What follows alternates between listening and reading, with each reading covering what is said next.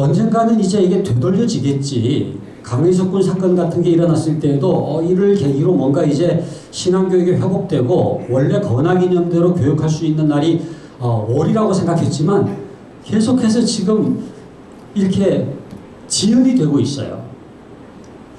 여러분들 그 일제강점기 때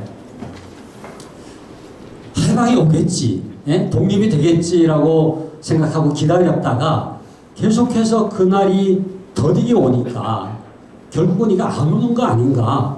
많은 사람들이 변절을 해가지고 친일파로 그렇게 돌아가게 된 이유 중에 하나도 너무너무 오실 주님이 오시지 않는 그야말로 재림이 이렇게 지연되는 것 같은 느낌을 가졌기 때문이 아닌가 그런 생각을 합니다.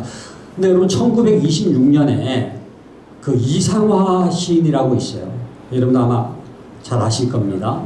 그분이 개벽지에 실은 시가 뭐냐 하면은 빼앗긴 들에도 봄은 오는가 라고 하는 시예요. 이렇게 지금은 남의 땅 빼앗긴 들에도 봄은 오는가. 그리고 마지막은 이렇게 끝나요. 들을 빼앗겼어도 봄조차 빼앗기랴. 그러니까 이 나라를 잃어버린 그런 서러움으로 그야말로 이 나라를 빼앗겼는데 언제 광복이 오는가라고 하는 걸 기다리면서 이상화 시인이 그 시를 썼다고 이제 배웠습니다만은, 그러나 봄조차 빼앗기랴. 저는 그거를 읽으면서 기독교 학교를 생각했습니다. 빼앗긴 기독교 학교, 빼앗긴 기독교 학교에도 봄은 오는가, 다시 건학이념을 구현할 수 있는 그날이 오는가, 그리고 들을 빼앗겼어도 봄조차 빼앗기랴.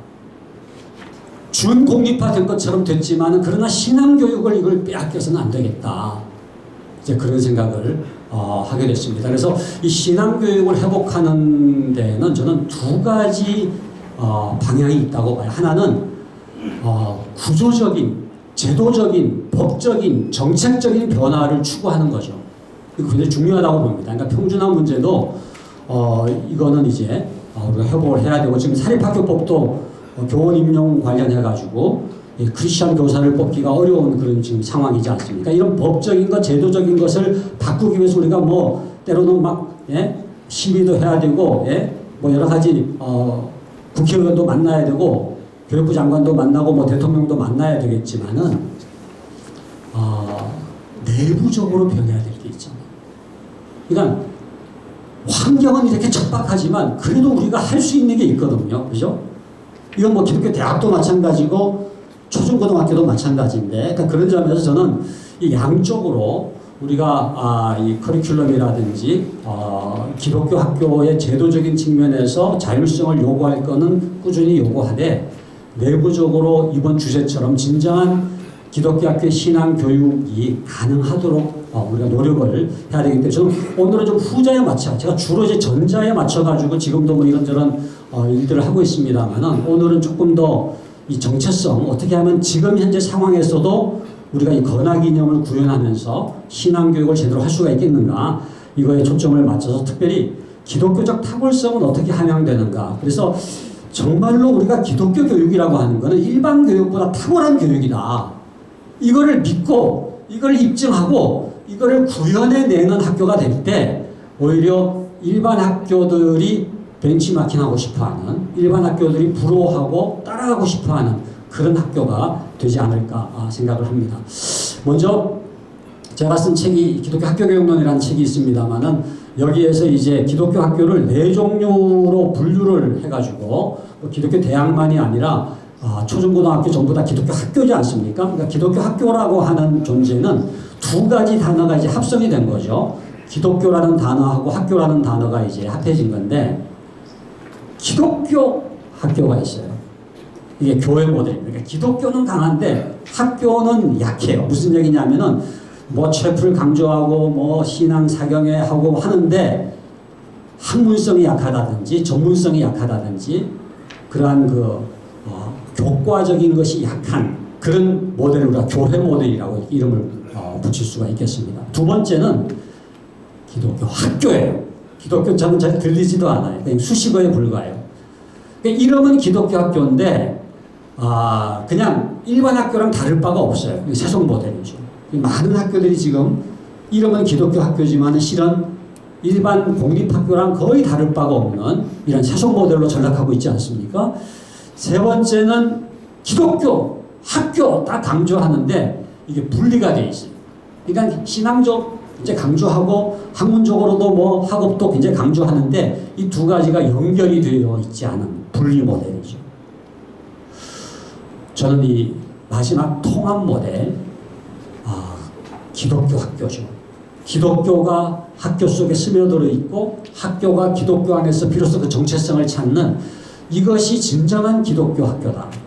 그러니까 기독교 대학도 마찬가지고 기독교 중학교, 고등학교 또 기독교 초등학교 전부 다 기독교와 그 학교가 이렇게 분리될 수 없는 하나가 되는 신앙과 학문이 통합되는 그런 이제 진정한 통합 모델로 가야 되지 않을까 그렇게 생각을 합니다. 한번 기독교 대학을 예로 들면은 뭐 초중고등학교도 똑같은 분석을 할 수가 있겠습니다만은 정관이라든지 채플 여부, 그 다음에 이제 학문 연구 이런 영역에 따라서 교회 모델과 세속 모델과 분리 모델과 통합 모델이 어떤 차이가 있는지를 보면은요, 정관에 지금 기독교 학교라고 하는 것이 빠지게 되는 학교들이 많이 있습니다. 제가 이사를 맡은 어느 학교는 이제 외국의 학생들을 모집하기 위해서는 정관에서 기독교를 빼자는 게 이사회 안건으로 올라온 거예요. 그래서 내가 이사 그만두더라도 이건 안 된다 해가지고 제가 있을 때는 그게 버텼는데 제가 이사 사임하고는 그거가 빠졌다고 그러더라고요.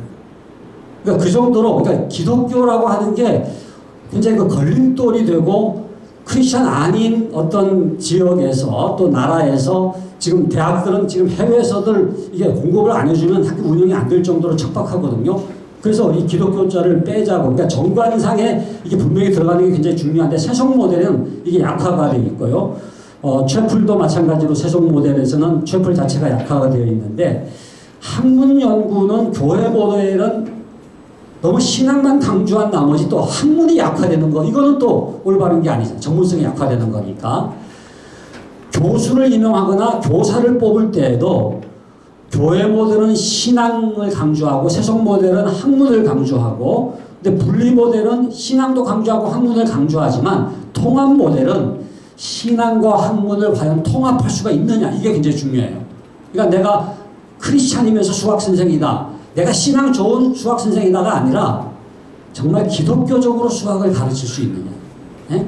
기독교적으로 국어를 가르칠 수 있느냐. 우리 교수님들은 그 자기 전공을 어떻게 기독교 세계관과 연결해가지고 통합시킬 수 있느냐. 이게 굉장히 중요한 역량이 되는 거지 않습니까? 그리고 이사회와의 관계, 특히 교회하고의 관계, 지금 여기 우리 장로교 통합교단에서도 여러 우리 장로님들도 오셨습니다만은 저는 지금 우리 원래는 교단에서 파송해야 되는 학교들이 있어요. 이사 파송. 근데 그게 지금 없어지고 있어요. 지금 굉장히 저는 제가 볼 때는 굉장히 심각한 수준이라고 생각합니다.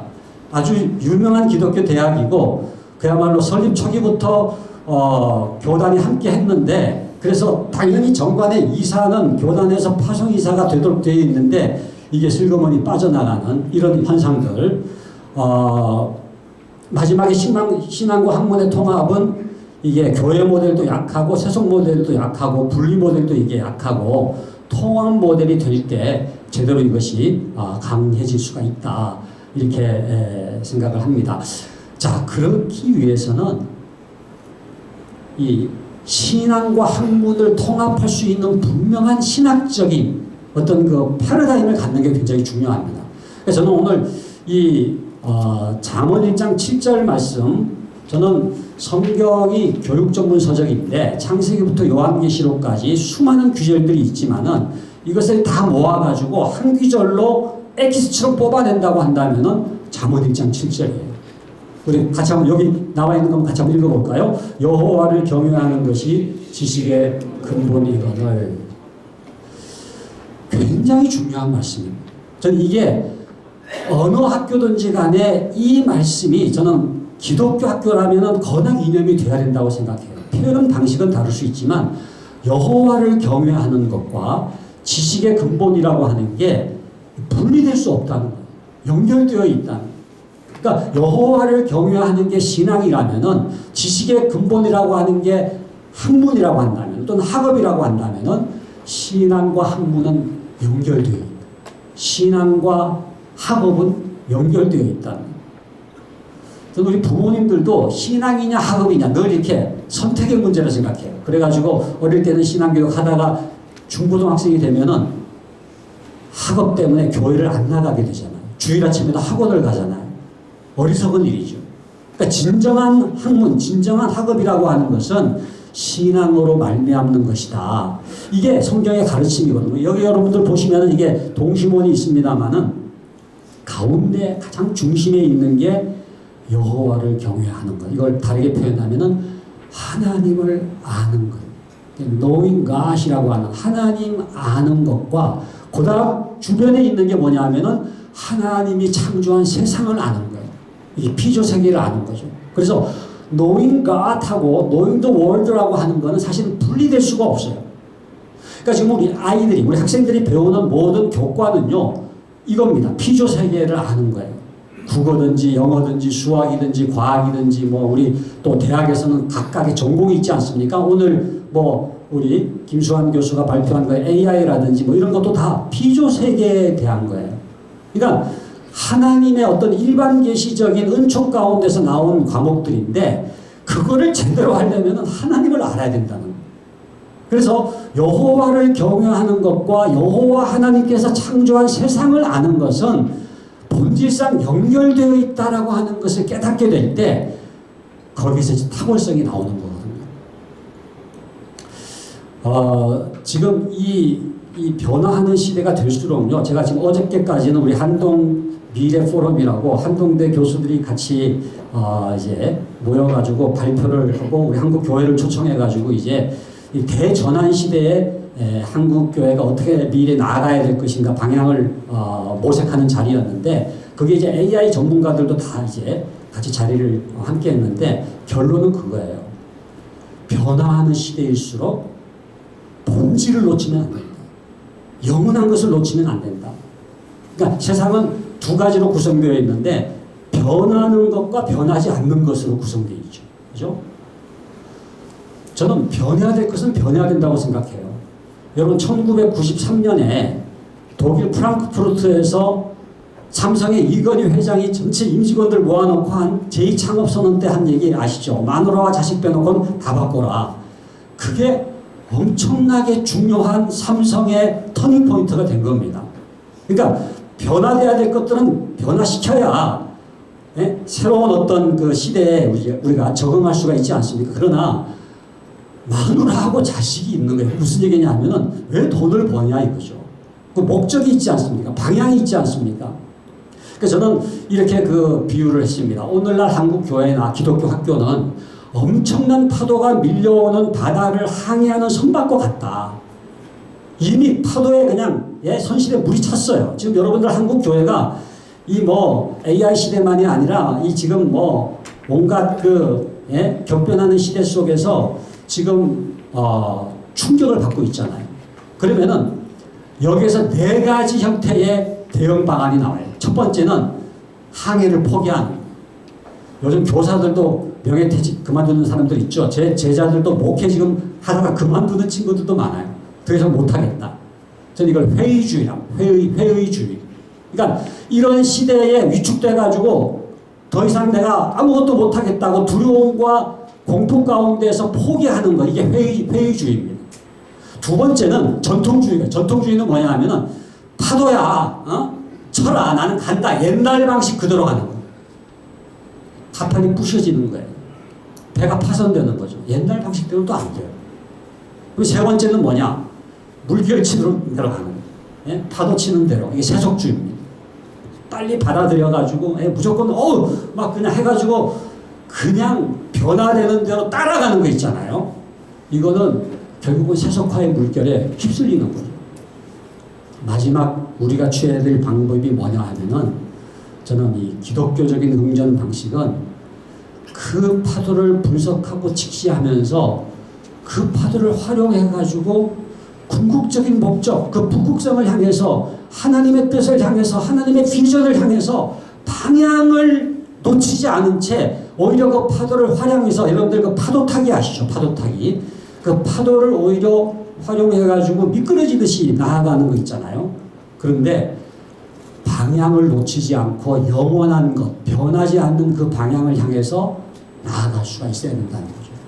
제가 좀 부연 설명이 길어졌습니다만은 여호와를 경외하는 것이 이 소위 그 포스트 휴먼 시대가 되면 될수록 또 포스트 크리스찬리티 시대, 우리가 뭐 기독교 후기 시대 이렇게도 표현하는데 탈종교 시대, 탈기독교 시대가 될수록 오히려 더 붙들어야 될 가치가 이 여호와를 경외하는 이 본질적인 변하지 않는 가치다 이렇게 말씀을 드릴 수가 있겠습니다. 요거는 제가 지나가겠습니다. 여러분들 이게 주회적으로 여호와를 경외하는 것이 지식의 근본이라고 하는 것을 원어로 좀 설명을 하고 싶어가지고 이제 설명을 했습니다만은 요거는 좀 지나가고요. 그러면은 여호와를 경외하는 것이 왜 지식의 근본인지를 제가 이렇게 5가지로 간단하게 말씀을 드리려고 해요. 저는 이거는 우리 크리스찬들만이 아니라 안 믿는 학생들에게도 또 안 믿는 교사들에게도 절대자를 믿는 것이 왜 탁월성을 가져오는지, 신을 믿는 것이 왜 교육에서 중요한지를 얼마든지 변증할 수 있다고 생각합니다. 첫 번째가 뭐냐 하면은 여호와를 경외하는 아이가 권위를 인정할 줄 알아요.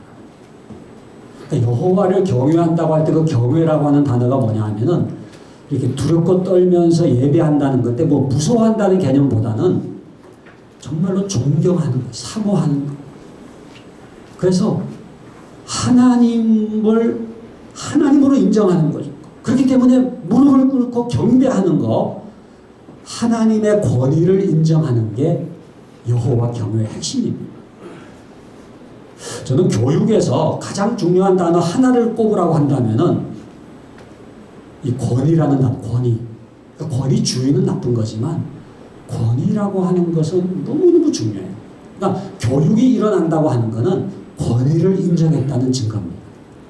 지금도 제가 부족하지만은 여러분들에게 만약에 교육이 일어나고 있다면은 그것은 여러분들이 저의 권위를 인정해 주시기 때문에 그러면 이렇게 물이 흐르듯이 물이 높은 곳에서 낮은 곳으로 흐르잖아요. 그러니까 교육이라고 하는 게 뭐냐 하면은 권위가 있는 데서부터 흘러내리는 게 교육이에요. 근데 만약에 여러분들 가운데 그런 분 안 계시겠지만 뭐 지가 뭐라고 그러면서 저에 대해서 아주 업신여기고 아주 그냥 경홀히 여기면서 무시하면서 이렇게 발짝 끼고 앉아 있다면은 그분에게는 안타깝지만은 교육이 일어나지가 않아요. 왜? 권위를 인정하지 않기 때문에. 그러니까 책을 보는 것도 마찬가지고 강의를 듣는 것도 마찬가지고 뭐 신문을 보는 것도 마찬가지고 누군가의 어떤 권위를 인정할 때의 교육이 이루어지는 거거든요. 그래서 가정에서 제일 중요한 교육은 자녀가 부모의 권위를 인정하는 겁니다. 그러니까 많은 걸 자녀에게 가르치는 것보다 더 중요한 게 부모의 권위를 인정하는 자식이 되도록 하는 거. 이게 자녀교육의 아주 핵심입니다. 그래야 모든 부모의 말씀이 교육적인 효과가 일어나는 거지 않습니까? 학교에서는 선생님의 권위가 인정돼요. 저는 지금의 그 학교의 위기는요, 권위의 위기라고 생각해요. 선생님이 권위가 없어요. 왜 그런지 아세요? 저는 이 선행학습, 학원에서 다 배우잖아요. 근데 지식의 첫사랑을 경험하는 게 굉장히 중요합니다. 1 더하기 1이 2라고 하는 것을 누구한테 배우느냐에 따라서 처음 지식을 배운 사람을 존경하게 되어 있습니다. 근데 그거를 학원에 빼앗긴 거예요. 그래서 저는 독일 같은 데서 이제 선행학습 금지법이 아주 확실한 거, 우리나라는 지금 학원에는 그게 적용이 안 되다 보니까 학교만 선행학습법 금지법이 적용이 되고 그러다 보니까 이건 뭐 반쪽짜리도 안 되게 됐습니다만은 정말로 학교의 선생님들의 권위가 인정될 때에 이게 학교에서 물 흐르듯이 교육이 되는 거거든요. 근데 교회에서는 물론 목회자의 권위가 인정돼야 되죠. 지금도 너무 추락하고 있습니다만은 가장 중요한 밑바탕에 있는 게 뭐냐 하면은 하나님의 권위를 인정하는. 앞에서 무릎을 꿇고 어떤 인간이 아니라 하나님을 하나님으로 인정하고 여호와를 경외하고 경배하고 떨며 섬기는 그 여호와를 경외하는 하나님 권위를 배우게 된다면은 그 아이는 지식의 근본이 되는 거죠. 그래서 여호와를 경외하는 것이 지식의 근본의 첫 번째 이유가 권위를 인정하는 것이고요. 두 번째는 경청이, 사모함. 사무엘처럼 주여 말씀하옵소서 조용히 듣겠나이다. 그야말로 귀를 쫑긋 기울이면서 하나님의 말씀을 청종할 때에 경청하는 태도가 생기는 거예요. 믿음은 들음으로 말미암는다고 했는데 모든 지식도요 들음으로 말미암는다. 그러니까 잘 듣는 것이 지혜의 근본입니다. 예배에 집중하는 아이가 공부에도 집중하더라고요. 제가 왜 마음을 다하고 뜻을 다하고 성품을 다하라고 하나님께서 말씀하시느냐? 하나님을 위한 것이기도 하지만은 우리를 위한, 정말 마음을 다하고 뜻을 다하고 성품을 다해서 집중해서 청종하면서 하나님의 말씀에 귀를 기울이면은 경청이라는 태도가 생겨서 학업에도 탁월한 결과가 일어나게 되는 것이거든요. 그래서 이스라엘 교육을 보면은 그 이스라엘의 엄마들은요 이렇게 설거지나 요리를 하다가도 자녀가 이렇게 얘기를 하잖아요. 그러면 이렇게 아예 몸을 돌려서 그 아이 눈을 쳐다보면서 그 아이 말을 듣는 거예요. 그럼 그 아이는 또 엄마의 눈을 쳐다보면서 말을 하잖아요. 듣고 말하고 듣고 말하고, 여기 하브루타라고, 하브루타. 그러니까 랍비에 대해서도 마찬가지고 부모에 대해서도 마찬가지고 서로가 서로의 말을 잘 들을 때 상대편에게 굉장히 큰 지혜를 줄 수가 이제 있다 하는 거죠. 자, 세 번째는요, 여호와를 경외하는 것이 지식인 이유가 성품이 형성되는데, 하나님의 성품이 형성돼. 여호와를 경외하면은요, 참 이상하죠. 신앙만 잘하는 게 아니라 성품이 달라져. 하나님의 성품으로 형성되는. 우리가 성령의 열매, 9가지 열매라고 하는 게 바로 하나님의 성품을 얘기하는 거거든요. 여러분 한번 생각해 보세요.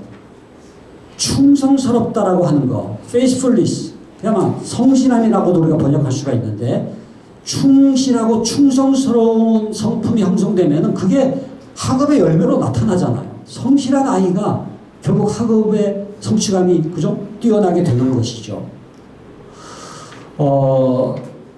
또 뭐 인내도 마찬가지고요. 정직도 마찬가지고. 전 절제, self control, 절제한다고 하는 게 뭐예요? 자기를 쳐서 복종시킬 줄 아는 아이가 해야 될 것과 하지 말아야 될 것을 구분할 줄 아는 아이, 하나님이 원하시는 것과 원치 않는 것을 구분해서 자기를 쳐서 복종시킬 줄 안다고 하는 거는요, 엄청난 학업의 능력을 갖추게 되는 열쇠입니다. 내가 뭘 해야 되고 하지 말아야 될 것을 구분해서 자기를 컨트롤할 수 있는 거, 이게 절제지 않습니까? 자, 오른쪽에 지금 여기 뭐 잘 안 보이실 수도 있는데, 여러분 2024년 바로 재작년입니다. 5월 6일입니까? 그때 신촌에 있는 Y의과대학 하면 다 아시죠? 그게 본과 학생인데 2018년도 수능 만점 받은 학생이에요. 수능 만점이라는 거는 여러분들 정말 쉽지 않잖아요. 그죠? 우리 부모들의 로망은 그겁니다. 부모들의 로망이 뭐냐? 너네 아이는 뭐 수능 몇 점이야? 그러면 우리 아이 그냥 만점이야. 이렇게 얘기하고 싶은 거, 그죠? 이게 이제 부모들의 다 로망일 텐데, 이렇게 수능 만점 받은 이 학생이, 예? 그 강남의 어느 빌딩 옥상에서 자기 여자친구 살해한 사건이 있었잖아요. 여러분들 다 아마 신문, 예? 뉴스를 통해서 보셨을 텐데, 제가 무슨 생각을 했냐면, 야, 수능 만점이라고 하는 게 교육 만점이 아니구나. 너무너무 중요한 게 성품이고 인격이고 가치관이구나. 예? 수능 만점 받아서 그 신촌에 누구든지 가고 싶어하는 그런 의과대학의 본과 학생이지만은 성품이 안 되니까, 예? 완전히 실패된 인생으로 전락을 하는 거죠.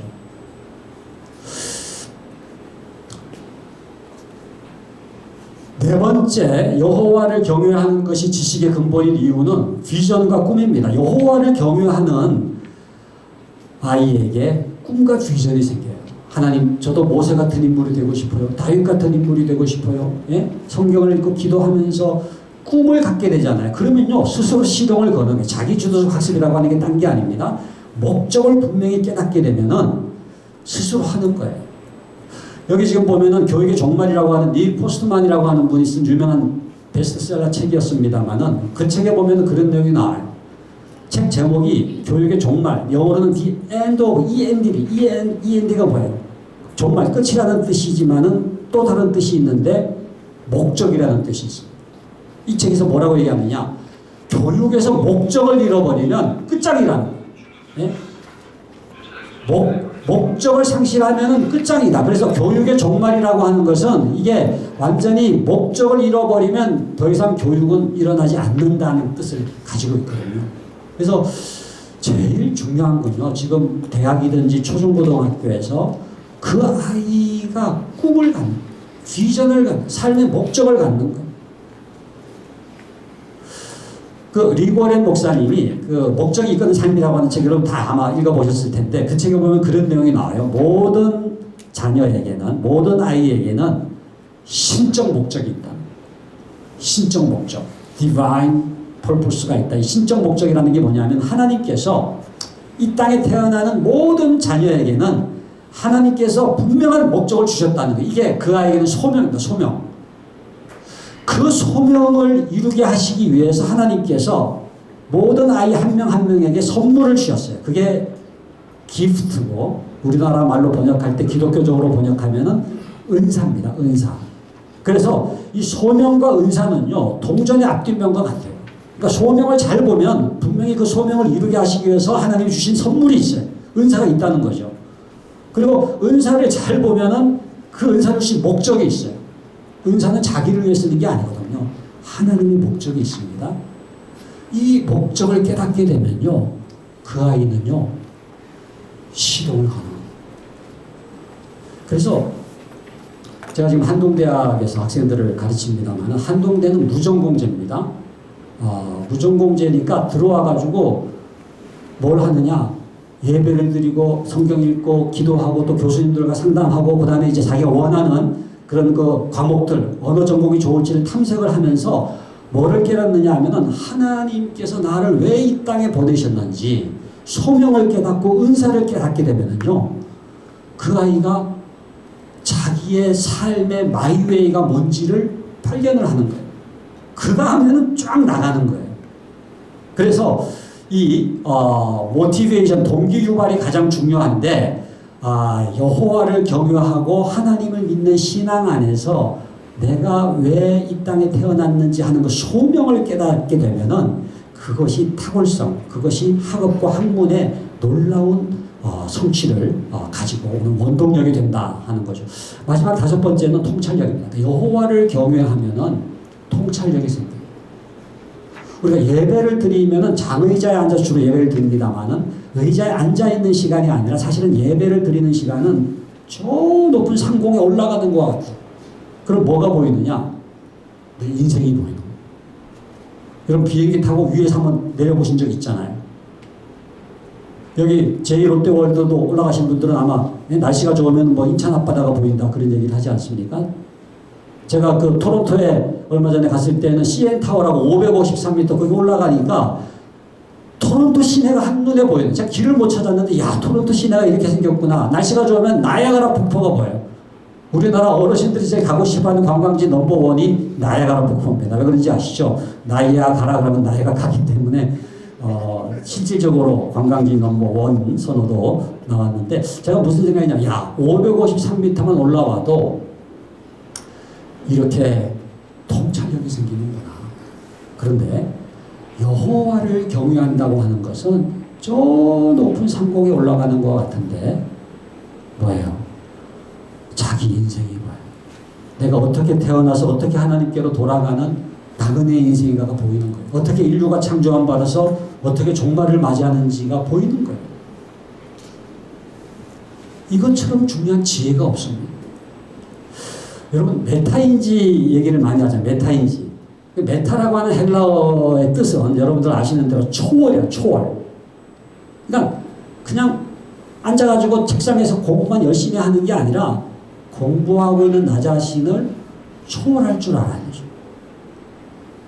그래가지고 하나님의 눈으로 자기를 내려다보는 거예요. 이게 이제 메타인지 중에 메타인지인 거예요. 그래서 제가 여호와 경외라고 하는 것은 메타인지 중에 메타인지다.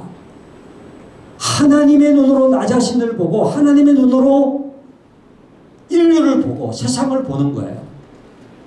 그래서 여호와를 경외하면 지금 제가 5가지 말씀드렸습니다만은 권위를 인정하게 되고 경청하게 되고 하나님의 성품을 갖게 되고 그 다음에 꿈과 비전을 갖게 되고 마지막 통찰력을 갖게 된다.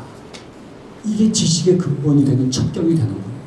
그래서 이거를 한번 그림으로 나타내면은요, 신앙, 태도, 학업이 이렇게 연결되어 있다.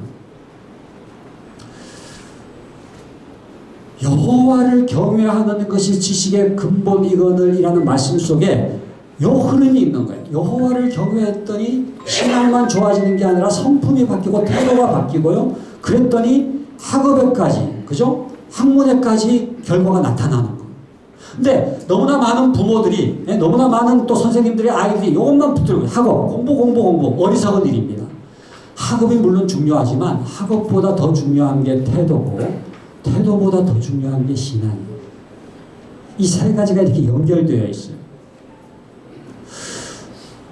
저는 기독교 학교와 일반 학교의 차이가 뭐냐? 일반 학교는 학업만 붙들고 있지만 기독교 학교에는 태도가 있고 신앙이 있는 거예요. 이것이 어떻게 학업에 더 탁월한 변화를 주는지에 대해서 우리는 입증하고 이거에 대한 확신을 갖고 이것을 증명해내는 교육을 하는 기관이 저는 기독교 교육기관이라고 보는 거죠.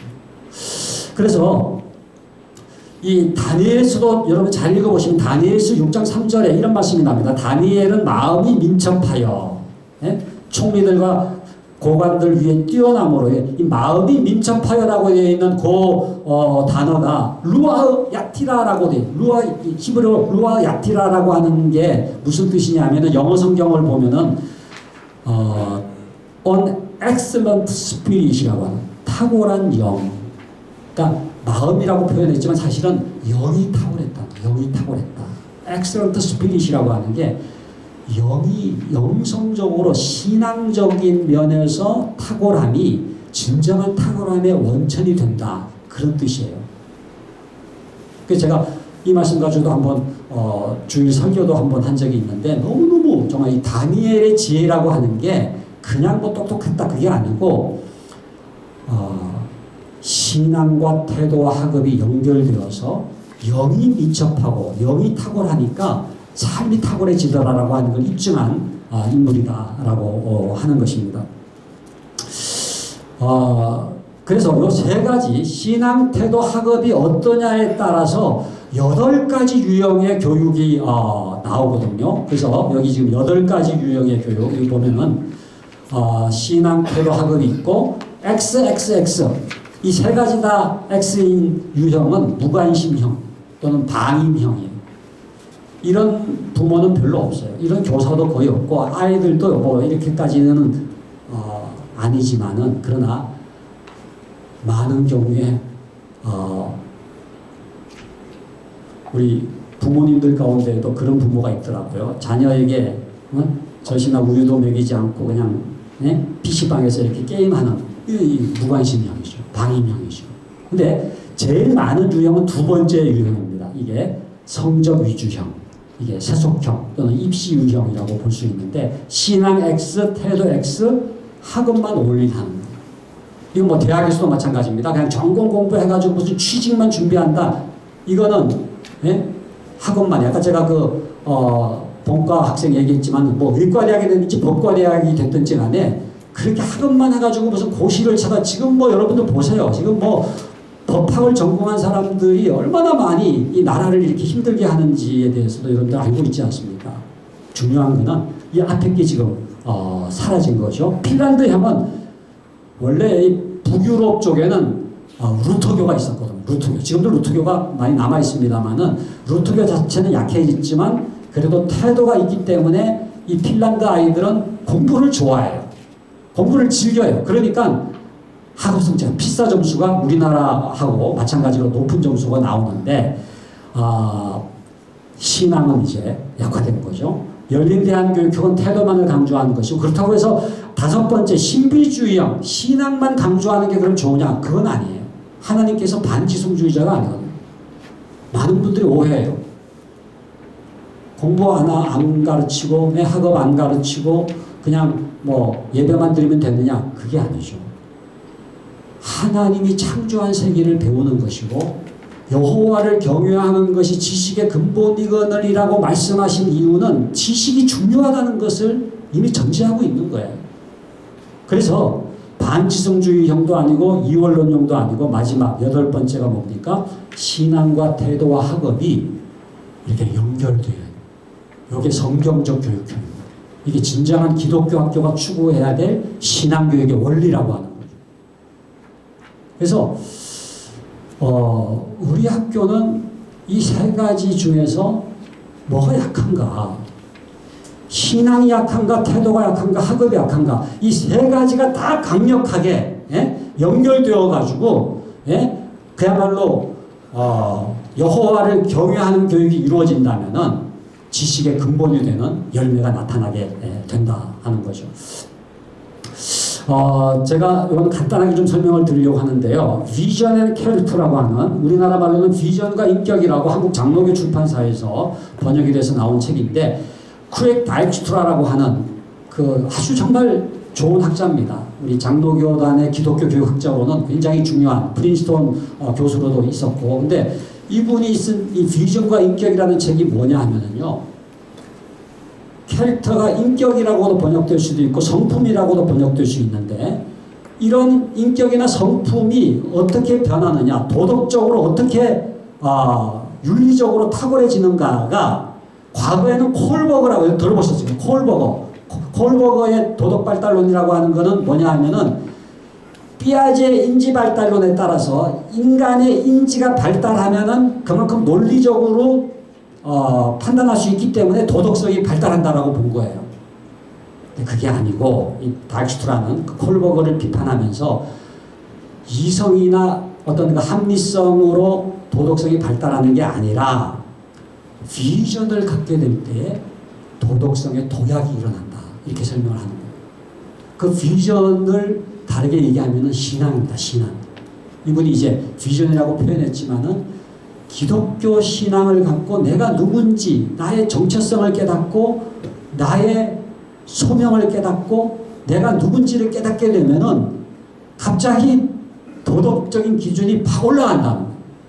여러분, 우리나라에 조선 말기에 축적제도가 없어지고 말이죠, 도박이 없어지게 된 그때 기독교가 들어와가지고 어떻게 됐느냐, 정체성이 달라. 내가 예수 믿고 하나님의 자녀가 됐다라고 하는 이 정체성과 비전의 변화가 축척제도라든지 도박이라든지 이런 어떤 그 잘못된 것을 끊을 수 있는 하나의 그 도약을 만드는 원동력이 됐다는 거예요. 그래서 이 다익슈트라라고 하는 분이 이 비전과 인격이라는 책에서 이 인격이라고 하는 거는 그런 놀라운 비전의 변화로 인한 열매와 같다. 그래서 비전의 역할이라고 하는 게 바로 이러한 전혀 다른 삶을 가능케 하는 원동력이다. 그래서 지금 이야기도 얘기를 합니다만은, 그래서 이 구속의 이야기, 하나님의 이야기 속에서 나의 이야기를 발견하고 내가 죄인이었지만은 예수님을 믿음으로 말미암아 죄 용서받고 내가 이제 하나님의 자녀가 되었다라고 하는 것을 깨닫는 것은 엄청난 변화, 엄청난 성품과 인격의 변화를 가능케 하는 원동력이라는 거예요. 그 공동체, 내가 속해 있는 공동체가 어떤 스토리를 가지고 있느냐, 어떤 이야기를 가지고 있느냐, 그래서 굉장히 중요해요.